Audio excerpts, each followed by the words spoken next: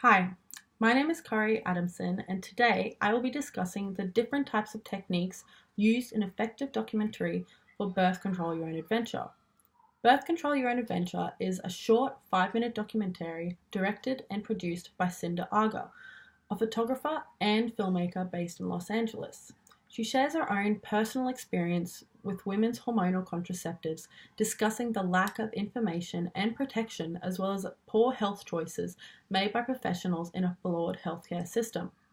This documentary is categorized under performative mode, with overlapping techniques used in participatory and some in observational. Because it's a performative piece, we are already made aware that the content is quite personal and, like most performative documentaries, in relation to self-identity. Cinda Aga shows us her own excruciatingly personal experience using women's contraceptives and how their side effects made her 4 different people. This content was approached expressively, using colour, props, audio, and narration in a set artistic style in order to best communicate with the target audience. Whilst many props are used literally, others are up for interpretation, which is where techniques of observational mode are used. For example, in one scene she discusses her dislike for cherries, and hence images them. In another scene, where she is told about a new mild drug being the lowest dose of oral contraceptive, it images someone buttering bread.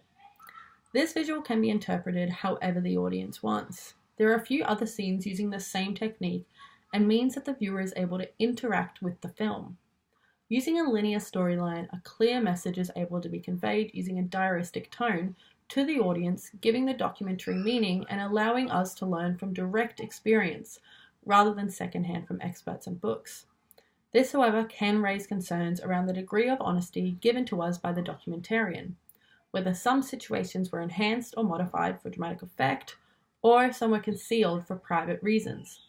The information we are given is limited by personal point of view. Nichols in 2017 states that actual occurrences become amplified by imagined ones. The free combination of the actual and the imagined is a common feature of the performative documentary.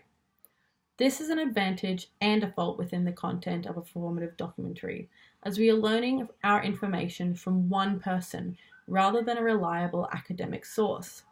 However, this in itself is contradicting one of the main messages of the film.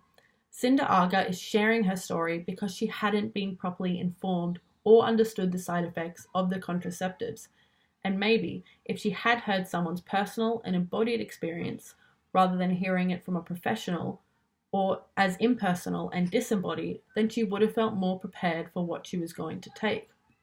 This revelation doesn't just apply to the pharmaceutical world. Companies like TripAdvisor, Amazon, Google, Facebook, and even restaurants all rely on people's good embodied experiences to gain customers.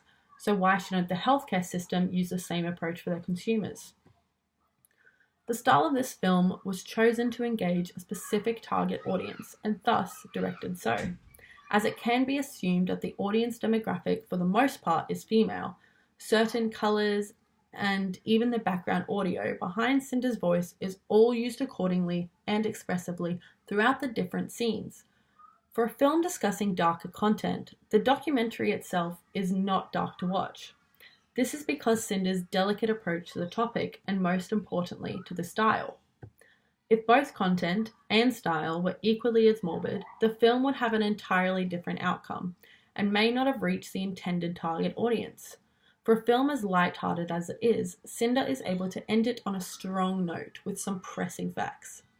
Whilst the audio discusses a failed birth contraceptive for men, which was halted because 3% of the male participants had reported depression as a side effect, Cinda lists the numerous side effects for every woman's hormonal contraceptives, including depression, weight gain, anxiety, nausea, vomiting, acne, and the list goes on.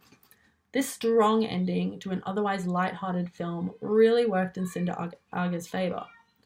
Birth Control Your Own Adventure did a successful job of conveying a clear message across to the audience. This film wouldn't have worked with any other mode of documentary, even if the content wasn't conveyed from a personal point of view. It needed to be spoken personally, and it needed the artistic style to get the message across, which is precisely why its collaboration of mode, content, and style create an effective performative documentary. Thank you.